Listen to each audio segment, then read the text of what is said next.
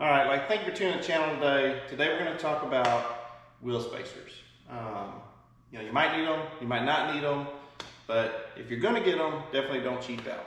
I'm not associated or affiliated with Bora wheel spacers, but do your research, check them out.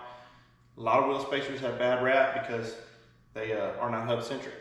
And when we talk about hub centric, basically that means is the weight of your vehicle is not actually on your lugs, on newer wheels and tires.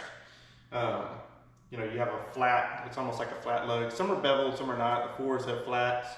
And that's because basically the wheel weight is sitting on this hub. So there's a machined circle that actually sits right here, and the lug nuts are just holding the wheel tight onto the compression part, right?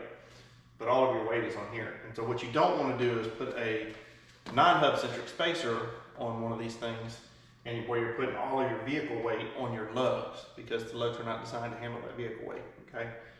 The hub centric is what is designed, okay? And so when I show you this spacer, most of the wheel spacers you've seen, and I buy both, if you get the 3/4 or 1 inch, just because of studs, that's when you're gonna start having your lugs, a set of lugs behind it, and then your main lugs will come out of it, right? But when you stay under the 1/2 inch and below, this is what it's gonna look like right here.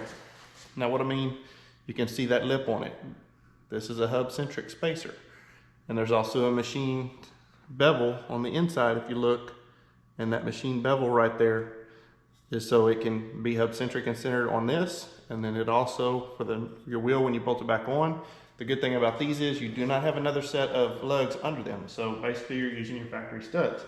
One of the things you have to determine when you get these is, I really wanted the 1/2 inch on this GM, but the problem is my factory studs are not long enough. So you've got to measure your studs and take a look, how much will you have when you add that on there, right? Don't hold me to it, but I think you want at least 7 turns. That's all up to you on how much you want. When I measure the actual threads on the GM, sure, the studs come out to almost 1.75 inches, but your actual threads are right at basically 1.25 inches. And so these are pretty shallow wheels. On the Fords, you're almost 1 inch on your wheel, and you're a 2-inch stud. So you do have a little more threads on the Fords than you do on the GMs. So I picked the 3/8.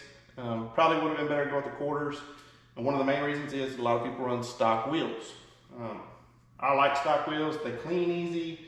They're easier to, they're just easier maintenance and easier to keep good looking.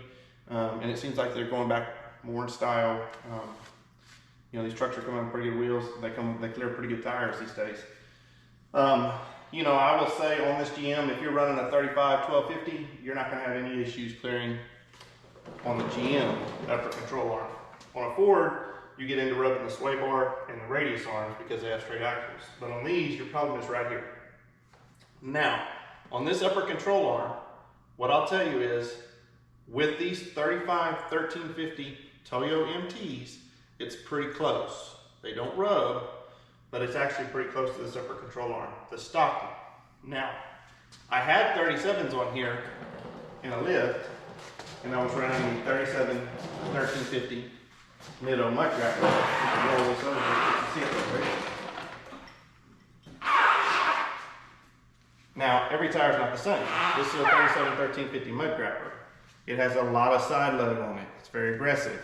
So it's almost 14 inches wide. If you're gonna run one of these, you're absolutely gonna have to have a wheel spacer, because that upper control arm is gonna ride right here, and it is, you will almost be on the tire without a spacer with the factory wheel. You run aftermarket wheels, not a problem. So, just getting back to it, one of the things you wanna look at, make sure you're hub centric, make sure you have enough threads. And if you use these, I like these because you don't have to put them on, take them off. Basically, you're torquing your wheel on, you're torquing the spacer at the same time. On the other ones, if you run them, it's my recommendation. What I do, if I run the 1 inch or larger, I generally will run 100 to 200 miles, pull all the tires back off, retorque them. I'll run another 500 miles, I'll pull all the tires off and retorque them again, and then you're usually good after that. Every tire rotation, I'll check them, but I've never had a problem with spacers if you buy good quality hub centric spacers. And anyway, so basically when you put this on, it's gonna sit in there, and you're gonna see it's a tight fit. Once it sits on that hub, it doesn't move. I mean, there's no wiggle in there. It is centered up, and then when you put your wheel on, you're centered up to that too. And that's gonna give us the clearance between our tire and this upper control arm. Now, what I'll get back to saying is, if you run a different upper control arm, a Cognito or Ready Lift, any of that, they actually have a larger ball joint in them. So when you run those, you actually get less clearance around your tire than you had before. So just make sure on offset you're checking that. You know, I ran the 3/8 here. Probably if I was to do it again, I'd probably run the quarter on just the amount of threads that I have. So that's a choice you can make. I'm glad I didn't go with the 1/2 inch. I would have been uncomfortable with how many threads I had left. So it's up to you on that. But basically, I'm gonna put a picture up for you, just kind of show you what that clearance looks like. I've got a couple photos. I think I have some with the stock tires, I have some with the mud wraps, and I have some with the Toyo MTs. And so we'll kind of show you what those look like. But anyway, let's get this tire bolted on, and I'll get a photo of it for you.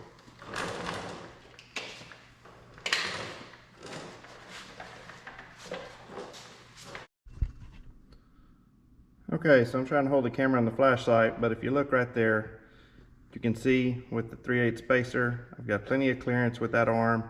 If I had an aftermarket upper control arm with the larger ball joint, I would still have plenty of clearance with that 3/8 spacer with a 35-1350 Toyo MT. You know, if you run the 35-1250, you'll definitely have enough room. Probably won't have to run the spacer. It just depends on what look you're going for. But just kind of wanted to show that so you could see it. If you're going to run the 35-1350, you're going to be really close. But I definitely, if you're going to run a mud grappler, that the measurement's actually 14. I mean, when you look at the width of this tire, I did have these mounted up on there, and they fit really well. I had to bring the truck down back to a 35 and remove the lift. And so I'm actually stock height now. These keyways are cranked up a little bit, but that's where it sits. Take it off the jack real quick.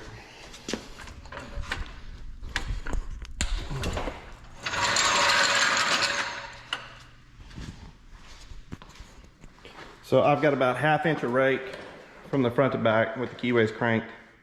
And that's really the only thing on this truck. It's completely stock in the back.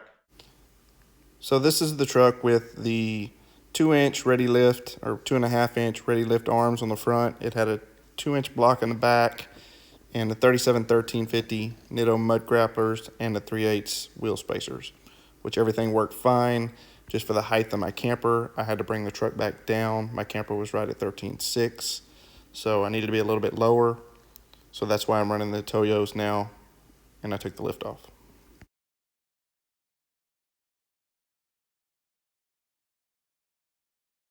So this is the Ready Lift upper control arm with the stock tire, and you can tell how much clearance was lost going between the stock arm and the Ready Lift upper arm, because you have a larger upper ball joint. So, you know, in your decision on that, you know, that's why I knew I was going to have to run the spacer with the 37-1350s, because I knew that the clearance was going to be too short. Just want to say thanks for watching the video. Please hit that like and subscribe if you haven't done it, and we'll catch you on the next.